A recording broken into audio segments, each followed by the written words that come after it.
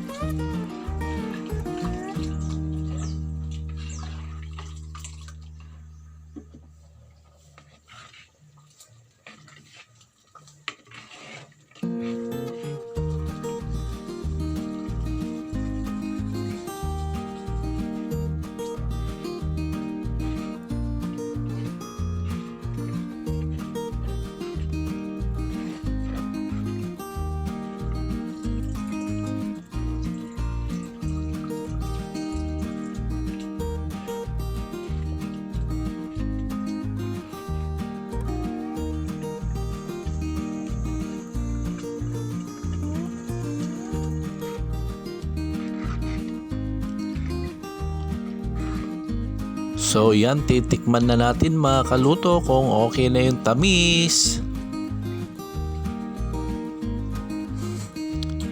Yan mga kaluto, okay na. Halina kayo mga kaluto, sandok na tayo para magmerienda. At bago magmerienda, tayo magdasal muna. Salamat na sa pagkain ito, linisin mo pang siya maging kalakasan ko. Salamat din po sa pagtubay mo sa araw-araw ng aming buhay. In Jesus' name we pray. Amen. Ako, merienda tayo.